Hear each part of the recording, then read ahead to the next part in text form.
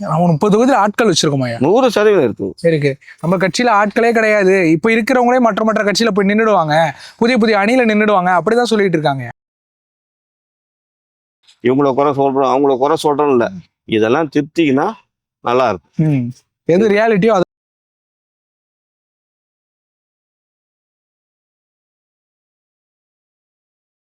நம்ம இப்ப தீபாவளிக்கு பரிசு பொருட்கள் தான் கொடுத்தோம். அதுல நீங்க கொடுத்த பரிசு பொருள்ல மல்லாடி கிருஷ்ணராவ் ஐயாவுடைய புகைப்படமும் இடம் பெற்று இருந்துச்சு.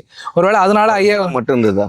அவர் படம் மட்டும் இல்லையா, அம்மாவுடைய படமும் இருந்துச்சு, எடப்பாடி ஐயா கட்சி சார்ந்த எல்லாரும் படமும் இருந்தது. அவர் நம்ம கட்சி இல்லையா? இல்ல, அவர் எந்த கட்சியும் இல்லையே. அவர் ஏதாவது கட்சியில உறுப்பினராக இருக்கிறாரா? இப்போ உறுப்பினரா இல்லையா? அவர் வந்து இப்ப கூட அவர் மேல பெரிய குற்றச்சாட்டுகள்லாம் வந்துகிட்டு இருக்கு. அரசியல்வாதி மேல குற்றச்சாட்டு வரும், திருப்பி ஊழல் அதிகமா செஞ்சுட்டாருன்ட்டு அவர் கட்சியில இருந்த காங்கிரஸே இப்ப வந்து அவர் குற்றம் சொல்றாங்க. சரி, காங்கிரஸ் கட்சி வந்து அவரு எப்ப ஊழல் பண்ணிட்டாருன்னு சொல்றாங்க? அவர் ஆட்சியில இருந்த பிறகு 2016 இருந்து 21 அந்த காலகட்டத்துல முதலமைச்சர் யாரு? அப்ப நாராயணசாமி ஐயா. அவங்களுக்கு தெரியலையா? அதுதான் சொல்றாங்க. இப்போ எங்களுக்கு அது தெரியல, எங்களுக்கு தெரியாமலே நிறைய ஊழல் போகும். அவர் தான் சொல்றாரு, நான் என் மேல கம்ப்ளைண்ட் கொடுங்க, யார் காசு வாங்கினாங்கன்னு சொல்லிட்டு சிபிஐல நான் வந்து ப்ரூஃப் பண்றேன் அப்படின்னு சொல்லி. நான் காசு வாங்கினா இல்ல யாரு கம்ப்ளைண்ட் கொடுத்தவங்க காசு வாங்கினாங்கன்னு சொல்லி சிபிஐல ப்ரூஃப் பண்ற தயார், என் மேல கம்ப்ளைண்ட் கொடுங்கன்னு சொல்லிட்டாரு. அவரே லெட்டர் எழுதிட்டாரு என் மேல. எனக்கு விசாரி ஒரு மேல தவறு இருக்குதா இல்லையான்றது ஒரு பக்கம். தவறு இருக்குதுன்னா அவர் வந்து வெளியில வந்து என் மேல தப்பு இருக்குன்னா என் மேல என்கொயரி பண்ணுன்னு உங்களை நான் கேட்க மாட்டேன். அப்ப அதுலயே அந்த அர்த்தம் புரிஞ்சு. இன்னைக்கு வந்து அரசியல் ரீதியா அவரை பொறுத்த வரைக்கும் இப்ப நான் ஏன் அந்த படத்தை போட்டேன், அவர் படத்தை போட்டேன்றதுக்கு எனக்கு வந்து அவரோட ஒர்க்கிங் ஸ்டைல் ரொம்ப பிடிக்கும். நான் பொலிட்டிக்கல்ல வரத்துல 2-3 பேர் எனக்கு வந்து இம்ப்ரெஷனா. ஒன்னு வந்து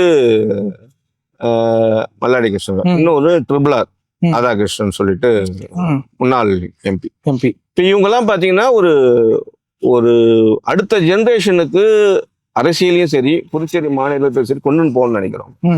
நான் சேர்மனா வந்து இருக்கும்போதும் சரி, எம்எல்ஏவா இருக்கும்போதும் சரி, பல அசம்பிளிக்கு போகும்போது பல்வேறு பார்க்குறோம், மந்திரி பேசுறோம், சிஎம் பேசுறோம், பழகுறோம்.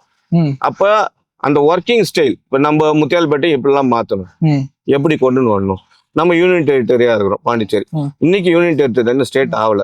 அப்ப அந்த யூனியன் இன்னைக்கு இருக்க ஸ்டேட் விட்டு போகணும் வரணும், அது அந்த கதைக்கெல்லாம் நம்ம.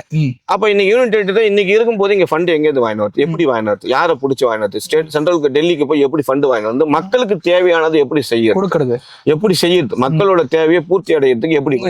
இந்த ஒர்க்கிங் ஸ்டைல் பாத்தீங்கன்னா மல்லாடி கிருஷ்ணராவ் தவிர்த்து எனக்கு தெரிஞ்சு நான் 30-40 வருஷத்துல எனக்கு தெரிஞ்சு சொல்றேன், எனக்கு தெரிஞ்சு 30-40 வருஷம் வச்சுங்க, 30 வருஷ காலத்துல மல்லாடி கிருஷ்ணராவ் ஃபைலை மூவ் பண்ணி ஒர்க் பண்ண மாதிரி பாண்டிச்சேரியில ஒரு ஆள் வேலை செஞ்சல.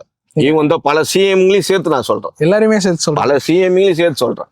மல்லாடி கிருஷ்ணராவ் ஒரு ஃபைலை இங்க ரெடி பண்ணி எடுத்துன்னு போய் மூவ் பண்ணி அவர் அப்ரூவல் வாங்கிட்டு வந்து அவர் தொகுதியான ஏனத்த மக்களுக்கு செஞ்சா மாதிரி இங்க மீதி இருக்கிற 29 தொகுதியில எனக்கு தெரிஞ்ச அடுத்தபடியா பாத்தீங்கன்னா மாகியில வல்சராஜ் சார், இவங்க 2 பேர் நான் சொல்றது எம்எல்ஏவா இருந்து இவங்க 2 பேரை தவிர்த்து காரைக்காலிலேயே பாண்டிச்சேரியில 28 தொகுதி மக்களுக்கு யாராவது இந்த மாரி ஃபைலை மூவ் பண்ணி தொகுதி வேலைக்காக இவ்வளவு ஸ்ட்ரெயின் பண்ணி வேலை செஞ்சாங்கன்னா இந்த 30 வருஷ காலத்துல எந்த ஒரு எம்எல்ஏவோ மந்திரியோ முதலமைச்சரோ கிடையவே கிடையாது.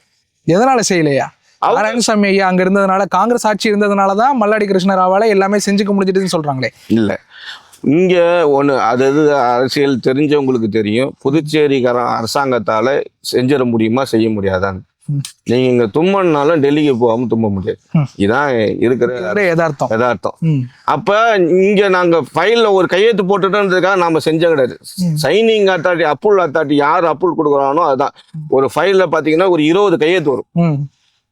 இங்க இருந்து போய் அப்ரூவல் ஆயிட்டு விடும், மேல போறதுக்கு 20 கையெழுத்து வரும். 20 கையெழுத்துல என் கையெழுத்து ஒரு ஆள், அதனால நான் தான் அதை செஞ்சேன்னு சொன்னேன்னா அதோட பைத்தியக்காரத்தானே அதை கிடையாது. யாரு நம்பர் 1 பொசிஷன்ல இருந்து அப்ரூவல் கொடுக்குறாங்களோ அப்ரூவிங் பர்சன் தான் வந்து அத்தாரிட்டி, அவங்க தான் செஞ்சேன்னு சொல்லலாம். அதை கிளைம் பண்ணக்கூடிய ஆள் தான். கீழே இருக்கிற சூப்பரண்ட் கூட தான் எழுதி ஃபைல் எழுதுவாரு. அப்ப சூப்பரண்ட் நான் தான் இந்த ஸ்கீமை கொண்டு வரணும்னு சொல்ல முடியுமா? ஆனா எப்படி இருக்குன்னா, நீங்களே பாருங்களேன், மக்கள் நம்மளை தேர்ந்தெடுக்கிறாங்க, ஆனா மேல எஜமானி யார் இருக்காங்களோ அவங்க முடிவெடுத்தாதான் நமக்கு இங்க இருக்கிற மக்களுக்கு வரும் அப்படின்னா, அப்படி ஒரு சூழ்நிலை இருக்கிறப்ப இங்க வந்து அரசாங்கம் 2 அரசாங்கமும் ஒன்னா இருக்கணும். ஒன்றிய அரசாங்கமும் இங்க இருக்கிற அரசாங்கமும் ஒன்னா இருந்தாதானே வந்து எல்லாத்தையும் நம்மளால ஃப்ரீயா செய்ய முடியும். அப்ப இப்போதைக்கு வந்து ஒன்றிய அரசோட இணைஞ்சிருந்துட்டு பிஜேபி அரசாங்கம் தான் இங்க நடந்துகிட்டு இருக்கு. அப்ப அவங்க தான் நிறைய விஷயங்களை இங்க கொண்டு வர முடியும். வேற ஒரு மாற்று ஆட்சி வந்துச்சுன்னா இங்க வர முடியாதுல்ல. 100% உண்மை. இதுல எனக்கு வந்து உண்மையாவே பிஜேபி மேலேயும் சரி பிஜேபி தலைவர்கள் மேலேயும் சரி, இன்னும் சொல்ல போனா பாரத பிரதமர் மேலேயும் சரி, எல்லார் மேலேயும் ஒரு வருத்தம் மக்களுக்கு, புதுச்சேரி மாநில மக்களுக்கும் இருக்கு, எங்களுக்கும் இருக்கு, எனக்கும் இருக்கு. ஏன்னா 2021 அவங்களாம் வாக்குறுதி கொடுத்தாங்க பாண்டிச்சேரியில பிறகு ஆகும். ஆனா அதுக்கான நடைமுறை இன்னைக்கு நடந்துக்குதுன்னு பாத்தீங்கன்னா, எனக்கு தெரிஞ்சு சந்திரகோமல்ல பெரிய ஸ்கீம் ஒரு 3 மாசம் ஒரு மாசத்துக்கு முன்னாடி ஃப்ளைஓவர் கட்டுறதுக்கு, மற்றபடி பெருசா ஒரு ஸ்கீம்ஸ் இங்க வந்ததுன்னு பாத்தீங்கன்னா இது வரைக்கும் இல்லை, எதுவுமே வரல. ஏன் வரல அப்படின்னு கேள்வி கேட்கும்போது நாங்க அவங்க சைட்ல இருந்து வர தகவல் நான் சொல்றாங்க, நாங்க ஒரு நிர்வாகத்தை உருவாக்குறோம், அந்த நிர்வாகம் என்ன தேவைன்றதை எங்ககிட்ட வந்தா நாங்க செஞ்சு கொடுக்க தயாரா இருக்கோம். இங்க இருக்கிறவங்க எதுவுமே கேட்கல முடிக்கிறார். நான் இன்னைக்கு சட்டமன்ற உறுப்பினர் இல்லாம இருந்தாலும் அரசியல் ரீதியா எல்லாரு கூடயும் பழகக்கூடிய, எல்லாரு கூடயும் நட்புட இருக்கக்கூடிய, பாண்டிச்சேரி ஆகட்டும், தமிழ்நாடு ஆகட்டும், டெல்லி ஆகட்டும், எல்லாரு கூடயும் நட்பு. நாங்க அப்படி வளர்ந்த விதம்.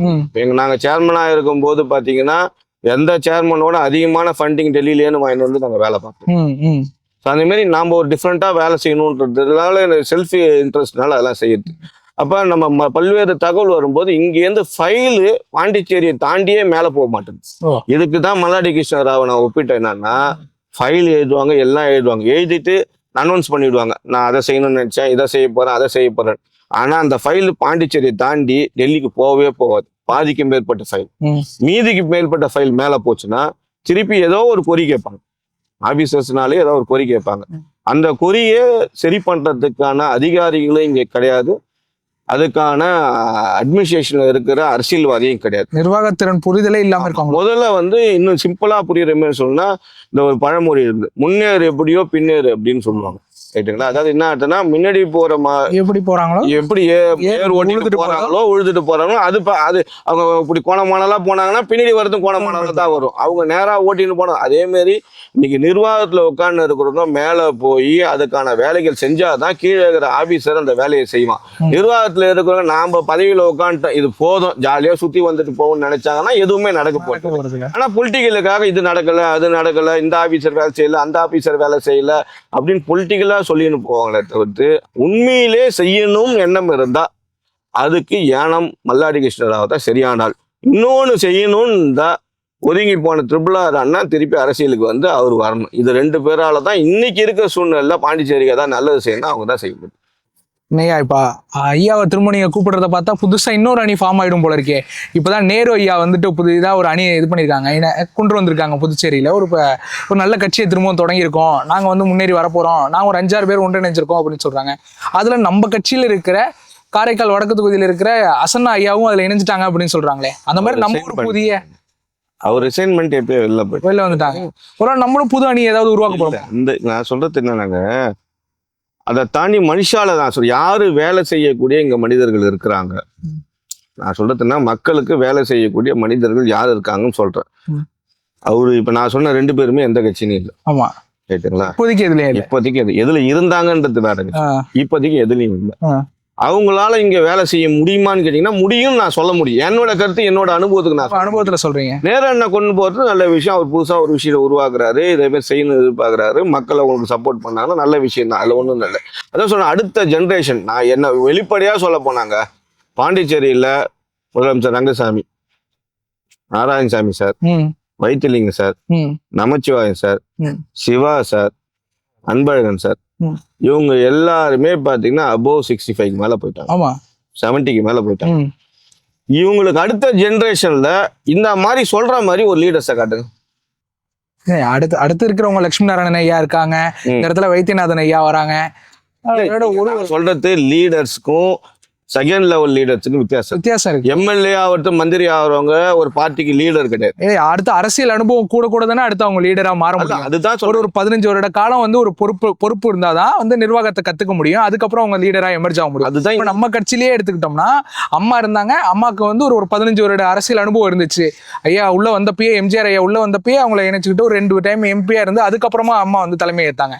அப்படியே வந்தோம்னா எடப்பாடி ஐயாவும் ஒரு 25 வருஷம் பின்புலத்தோட அவர் வந்தாரு. ஓபிஎஸ் ஐயாவை பார்த்துட்டாலும் அவர் ஒரு 30 வருட பின்புலத்தோட வந்தாரு. அப்பனா இங்க இருந்து எமர்ஜ் ஆகிறவங்க எல்லாருமே ஒரு 10 வருடம் 15 வருடம், நம்ம ஒரு 45-50 வயசுல இருக்கவங்களால ஒரு 15 வருஷம் தானே அனுபவமே இருக்க முடியும். ஒரு 2 எலெக்ஷனை தான் ஃபேஸ் பண்ணிருக்க முடியும். அப்போ ஒரு எலெக்ஷன் தான் ஜெயிச்சிருப்பாங்க. அந்த மாதிரி சொல்றேன். அவங்களாம் இப்பதானே எமர்ஜ் ஆயிட்டு இருக்காங்க இந்த லீடர்ஸ். நான் என்ன கேட்கறேன்னா, இப்ப இங்க டிசைடிங் ஃபேக்டர் ஒரு சிஎம்ஓ ஒரு மினிஸ்டரோ இதுல ரொம்ப காலமா யார் இருந்தாங்கன்னு பாத்தீங்கன்னா, நான் சொன்ன ஆள்ல ஒரு 4 பேர் அதிகமா இருந்தாங்க. அதிகமா அவங்க அனுபவம் மந்திரியா, சில பேர் மந்திரியா 5 வருஷம் இருந்துக்கிறாங்க, முதலமைச்சரா 18 வருஷம் இருந்துக்கிறாங்க, முதலமைச்சரா 10 வருஷம் இருந்துக்கிறாங்க. அந்த டைம் எல்லாம் பாண்டிச்சேரி என்ன டெவலப் ஆச்சு? நீங்க சொல்றது லீடர்ஷிப்ன்றதுக்கு என்ன விளக்கம் நீங்க சொல்றீங்க? நான் கேட்கறது அந்த லீடரால பாண்டிச்சேரி பப்ளிக் என்ன கிடைச்சது, என்ன இங்க டெவலப்மெண்ட் நடந்தது, என்ன எத்தனை இண்டஸ்ட்ரீஸ் வந்தது, எத்தனை சென்ட்ரல் கவர்மெண்ட் என்ன ஏஜென்சிஸ் இங்க வந்தது சொல்றது புரியுங்களா? இப்ப சென்ட்ரல் கவர்மெண்ட்ல இருந்து நிறைய ஸ்கீம்ஸ் இருக்கு, ஏகப்பட்ட ஸ்கீம்ஸ் இருக்கு.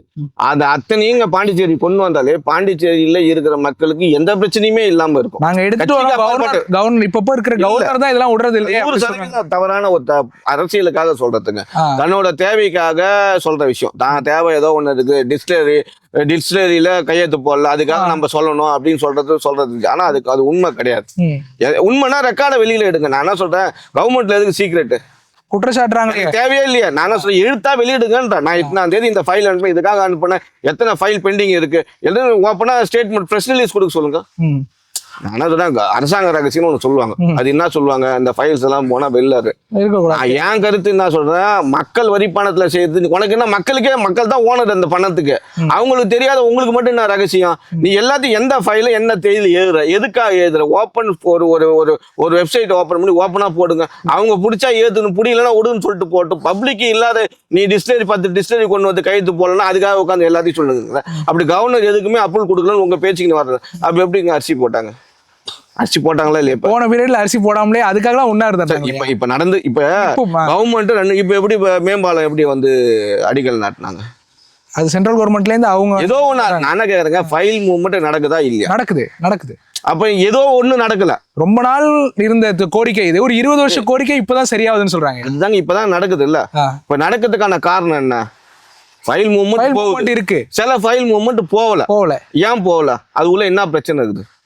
அது வெளிப்படையா சொல்ல மாட்டாங்க. இப்போ ஒரு உதாரணத்துக்கு, இப்போ ரீசெண்டா ஒரு மெடிக்கல் காலேஜ்ல எத்தனையோ ப்ரொஃபஸரை வேலைக்கு வச்சதை அப்ரூவல் கொடுக்கணும் ஒரு இஷ்யூ ஓடிட்டு இருக்குது.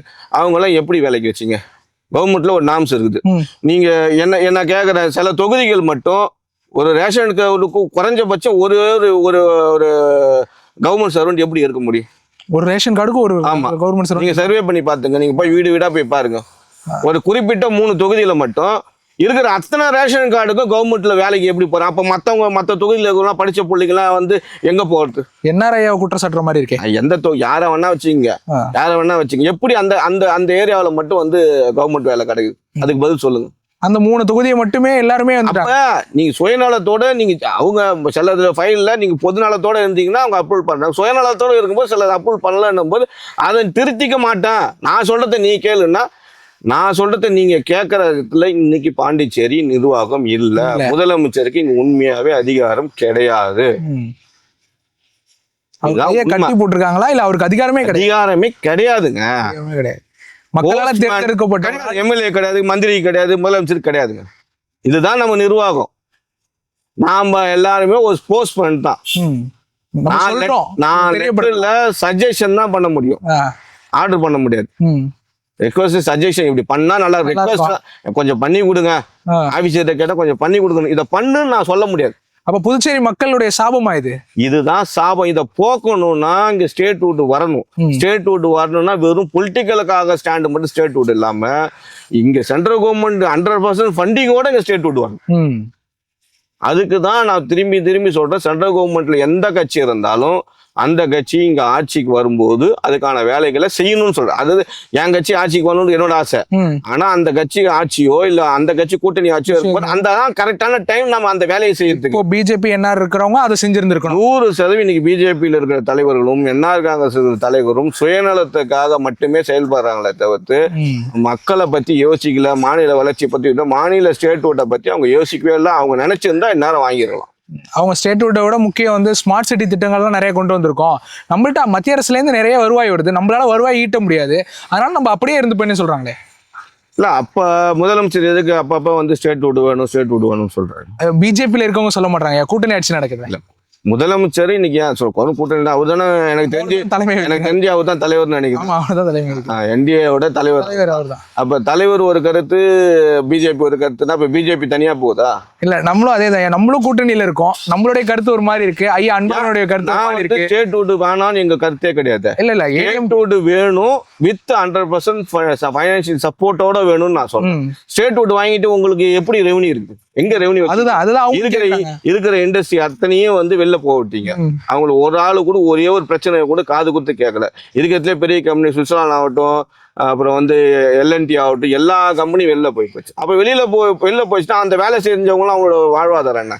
இன்னைக்கு வந்து ஒரு ஹாஸ்பிட்டல்ல தான் சுயநலத்துக்காக வச்ச வேலைக்காரங்க வந்து இன்னைக்கு வேலைக்கு போச்சுன்னா அவங்க குடும்பம் வந்து பாதிக்கப்பட்டு ஃபீல் பண்ற ஒரு அவரால ஏன் இத்தனை கம்பெனி வெளியில போகும்போது அதுல வேலை செஞ்சவங்க எல்லாம் உள்ளூர் ஆள் தானே, பாண்டிச்சேரி ஆள் தானே, அவங்களாம் வேலையில குடும்பம் இல்லாம நடுத்துல நின்றுது, ஏன் ஃபீல் பண்ணல? எத்தனை குடும்பம் தற்கொலை பண்ணி செத்துச்சு, அதெல்லாம் ஏன் ஃபீல் பண்ணல?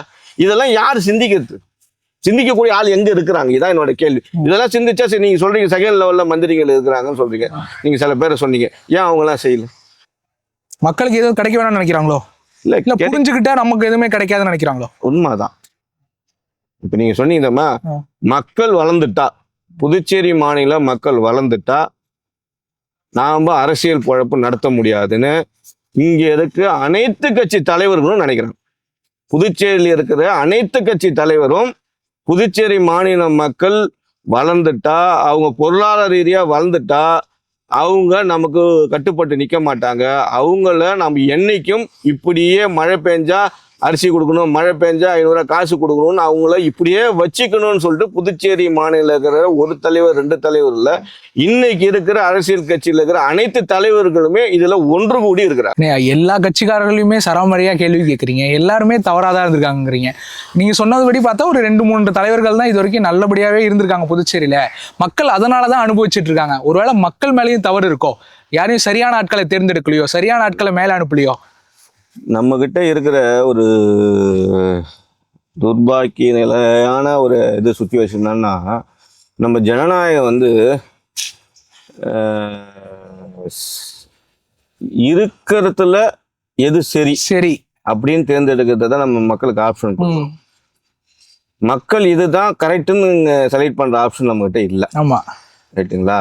அது வந்து நம்ம ஜனநாயகத்தோட ஒரு மிகப்பெரிய ஒரு டேமேஜை தான் நான் பார்க்குறேன், நான் என்னோட வியூவில். ஏன்னா இன்னைக்கு இருக்கிற சுச்சுவேஷன்ல எலெக்ஷன்ல யார் நிற்கிறா அவங்க நம்ம வந்து ஓட்டு போடணும், இதுதான் இருக்கிற சுச்சுவேஷன். அதுல ராமசாமி நல்லவங்களா சோமசாமி நல்லவங்களான்றது சரி. ஒரு தடவை பேய்க்கு ஓட்டு போட்டு ஒரு தடவை பிசாசுக்கு ஓட்டு போடுவோம், பேய் சரியில்லையா பிசாசுக்கு ஓட்டு போடும், பிசாசு சரியில்லையா பேய்க்கு ஓட்டு போடும். இப்படியே தான் காலங்கள் ஓடின்னு இருக்கிறத தவிர்த்து அதுக்கு தான் இந்த தடவை சிந்திச்சு ஓட்டு போடுங்கன்னு நான் மறுபடியும் சொல்றேன். நம்பர் 1 இருக்கிற தலைவர்கள்லயே நான் சொல்றேன். உதாரணத்துக்கு காங்கிரஸ் கட்சியை சேர்ந்த மரியாதைக்குரிய முன்னாள் முதலமைச்சர் முன்னாள் மத்திய அமைச்சர் நாராயணசாமி, அவரை மீறி பாண்டிச்சேரியில ஒரு பதவியே இந்தியா ஃபுல்லா அனுபவிச்சது கிடையாது. அவர் நினைச்சிருந்தா அவர் இருந்த பதவியில உட்கார்ந்து பாண்டிச்சேரி என்னன்னு சொர்க்க பூமியா மாத்திருக்கலாம். அவர் எதுவுமே செய்யலையோ. மிகப்பெரிய பாண்டிச்சேரி மக்களுக்கு துரோகம் பண்ணவர் அவர் தான் நம்பர் 1. என்ன போட்டுன்னு கேட்டீங்கன்னா அவர் தான் A1 அக்யூஸ்ட். பாண்டிச்சேரியில இந்த 30 வருஷம் அரசியல்ல பாண்டிச்சேரி இன்னைக்கு கேடு கட்டு போயிருக்கிறது முக்கிய காரணமே வந்து மரியாதைக்குரிய நாராயணசாமி சார் தான். எதனால அப்படி சொல்றீங்க? இல்ல தன்னுடைய வேலையை செய்யலைங்க. இப்ப அவர் பதவியில அவர் வந்து ஒரு பிரதம மந்திரிக்கு அடுத்த லெவல்ல ஒரு பதவியில உட்காந்து இருக்கும்போது அந்த பவரை பயன்படுத்தி பாண்டிச்சேரிக்கு இன்னைக்கு ஸ்டேட் வுட்னு கட்டினுங்கிற எவ்வளோ விஷயம், எவ்வளோ இண்டஸ்ட்ரீஸ் கொண்டு வரலாம், எவ்வளோ விஷயங்களை கொண்டு வரலாம், இங்க எவ்வளோ ஸ்கீம்ஸ் கொண்டு வந்துடலாம், எதையுமே செய்யல அவர். ஒரே விஷயம் செஞ்சார். அன்னைக்கு அவர் மிக மரியாதைக்குரிய முதலமைச்சர் ரங்கசாமி அன்னைக்கு ஆட்சியில் இருக்கும்போது அவருக்கு மிஸ் அண்டர்ஸ்டாண்டிங்ல இவரை காலி பண்றதுக்கு அவர் என்ன வேலை செய்யணும் அவர் செஞ்சார், அவரை காலி பண்றதுக்கு இவர் என்ன வேலை செய்யணும், 2 பேரும் ஈகோவில் புதுச்சேரி மாநிலத்தை வீணாக்கினாங்களே தவிர்த்து மாநில வளர்ச்சின்ற யோசனையே இல்லவே இல்லை. இதை தான் வந்து இன்னைக்கு நாம வந்து பாரத பிரதமர் வந்து 2021 வந்தபோது அவர் வாக்க நாங்களும் மக்களும் நம்பினாங்கன்னா காரணம் என்னன்னா 25-30 வருஷமா இந்த மூஞ்செல்லாம் பார்த்தாச்சு. இவங்க எலெக்ஷனுக்கு ஒரு ஸ்டெண்ட் அடிப்பாங்க, டிராமா நடத்துவாங்க, மக்களை எப்படிலாம் ஏமாத்தி ஓட்டு போட வைக்கிறதுன்னு ஒரு ஸ்ட்ராட்டஜி பண்ணுவாங்க. அதை பண்ணி ஒர்க் அவுட் பண்ணி மக்களை ஏமாத்தி எப்படியா ஓட்டு வாங்கறதுன்னு இவங்க புட்சத்தனமா வச்சுப்பாங்க. மக்களை பொறுத்த வரைக்கும் ஒவ்வொரு மக்களும் இன்னைக்கு பாத்தீங்கன்னா 80% ஓட்டு போடுறாங்க. 80% போடுறாங்க. எல்லாருமே பணத்தை வாங்கி பொருள் வாங்கி ஓட்டு போடுறவங்க கிடையாது. சில பேர் வந்து நான் ஓட்டு போறது என்னோட கடமை, இந்த நாட்டுக்கு நான் செய்ய வேண்டிய இதுன்னு சொல்லிட்டு காலையில வெயில்ல வந்து நின்று ஓட்டு போறவங்க எத்தனை பேர், 2 மணி நேரம் கியூல நின்று ஓட்டு போறவங்க நம்ம எல்லாரும் பார்க்கலாம். அப்படிப்பட்ட மக்களை எப்படி ஏமாத்தலான்னு தான் இந்த மக்கள், இந்த முன்னாள் முதலமைச்சர் நாராயணசாமி போல ஆட்கள்லாம் வந்து எப்படி ஏமாத்தலாம். அப்ப இந்த தடவை என்ன சொல்லி ஏமாற்றி நம்ம ஓட்டு வாங்கலாம், இந்த தடவை எப்படியாவது ஓட்டு வாங்கிட்டு சிஎம் சீட்டில் உட்காந்து இன்னும் எந்தெந்த எவ்வளோ சம்பாதிக்கலாம், எந்தெந்த நாட்டில் இன்வெஸ்ட் பண்ணலாம், அவங்க பிள்ளைய வச்சு எந்தெந்த நாட்டில் இன்வெஸ்ட் பண்ணலாம், இப்படி தான் இருக்குது. தன்னுடைய சொந்த வளர்ச்சியை மட்டும் தான் பார்க்குறாங்க. 100% இதை தான் எல்லாரும் செய்கிறாங்கன்னு நான் சொல்கிறேன். இதை வந்து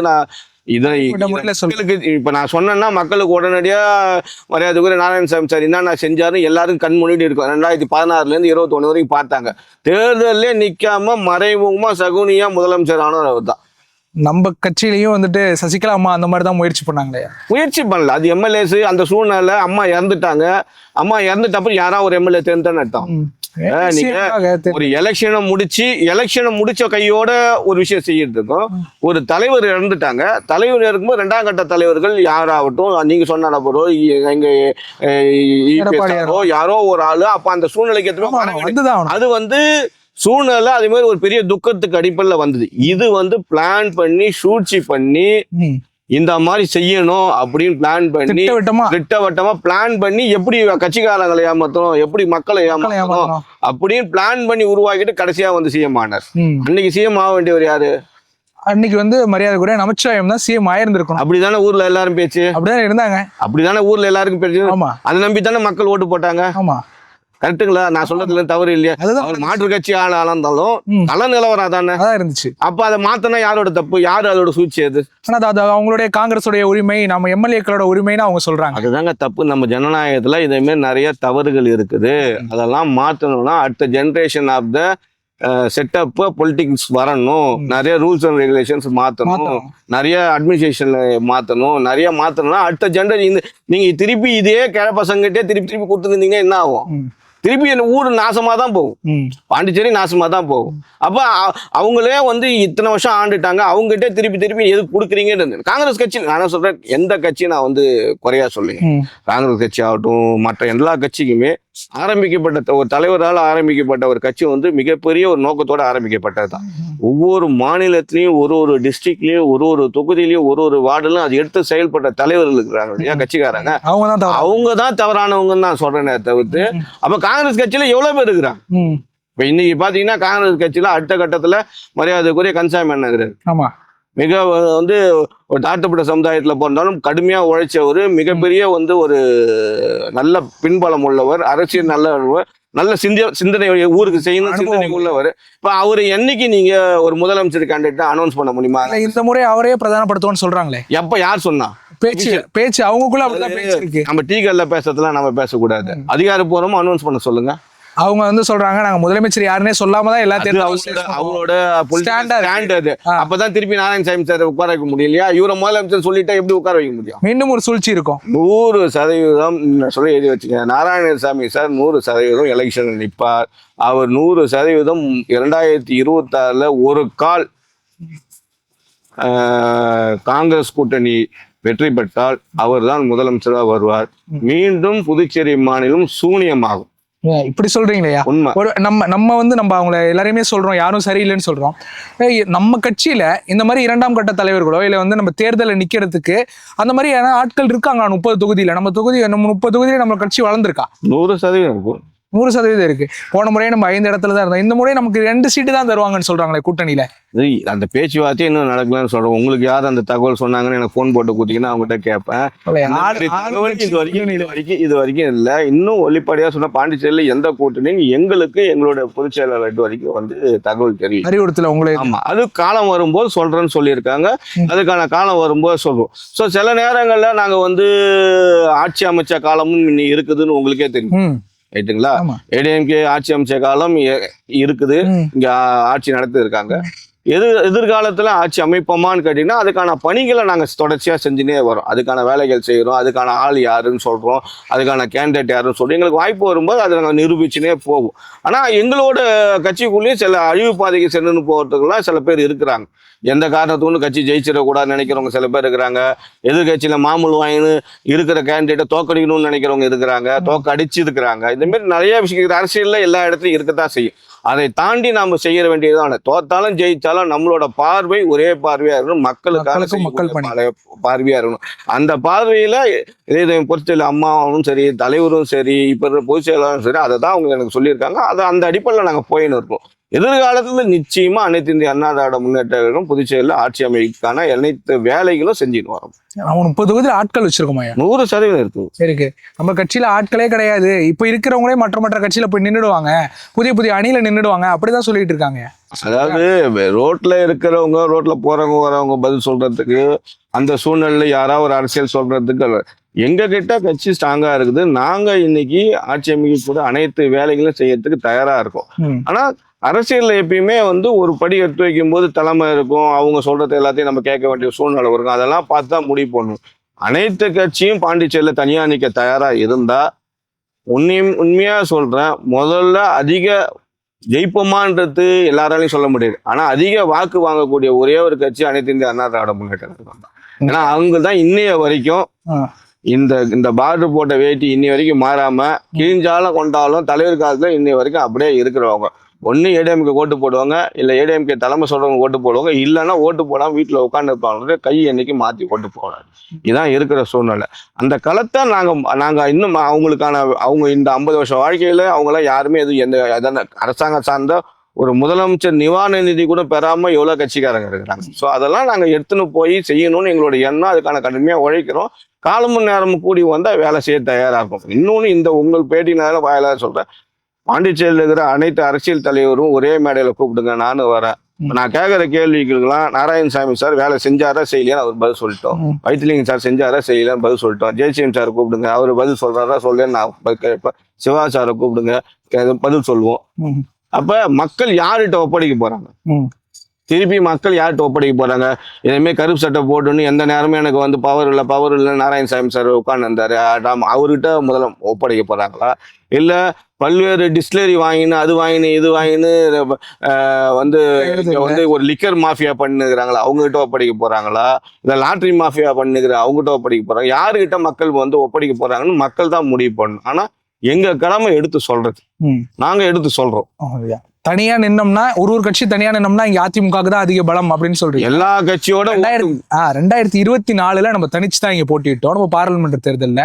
ஆனா நாம் தமிழர் வாங்கியிருந்த ஓட்டை விட நம்மளுடைய ஓட்டு கம்மியாலையா இருந்துச்சு. அதுதான் சொன்னேங்க, சில நேரங்கள்ல எங்ககிட்டே சில விஷப்பூச்சிகள்லாம் இருக்குதுன்னு சொன்னேன் இல்லைங்களா? அவங்கெல்லாம் மாமூல் வாங்கின்னு எந்த காரணத்துக்கும் கட்சிக்காரனை மதிக்க கூடாதுன்னு செஞ்ச காலம் தான் அதை அனுபவிச்சுட்டாங்க.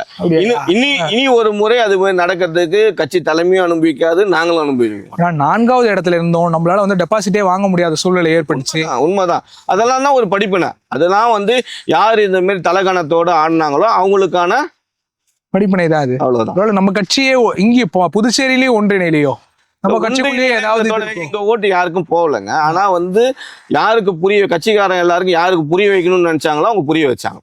கட்சிக்காரங்க எல்லாம் ஒன்னா சேர்ந்து யாருக்கு புரிய வைக்கணும் இதை அப்படின்றது புரிய வச்சாங்க. எம்பி எலெக்ஷனை பொறுத்த வரைக்கும் 2 பேருக்கு புரிய வச்சாங்க. ஒண்ணு எங்க கட்சியை நிக்க வச்சு 21 யாரு தோக்கடிச்சாங்களோ அவங்களுக்கு புரிய வச்சாங்க. இன்னொன்னு கட்சியிலே இருந்து எதிர்கட்சியில மாமூல் வாங்கின்னு கட்சியில எப்படி அசிங்கப்படுத்திக்கணும் அவங்களுக்கு புரிய வச்சாங்க. சுகமா சொல்றீங்க, மக்கள் புரிஞ்சுப்பாங்க. அவ்வளவுதான். அவங்க இருவருக்கும் நாங்க கட்சிக்காரங்க எங்களோட கட்சி முன்னோடிகள் எல்லாம் சேர்ந்து புரிய வச்சிருக்கிறோம். இன்னும் தெரிந்ததுன்னா இன்னும் புரிய வைப்போம். தோல்விதானே போகுது, கடைசியில் நம்மளால தானே ஜெயிக்க முடியாம போகுது, மக்களுக்கு தானே பயனடையாம. எந்த நேரத்துல நமக்கு அரசியல் இருக்கிற ஆயுதம், மிகப்பெரிய ஆயுதம் வாக்கு வங்கி தான். மக்களுக்கு இருந்தாலும் சரி, அரசியல் எல்லாருக்குமே வாக்குன்றது தான் மிகப்பெரிய ஆயுதம். நான் டெய்லி போய் கத்தி எடுத்து சண்டை போட முடியாது.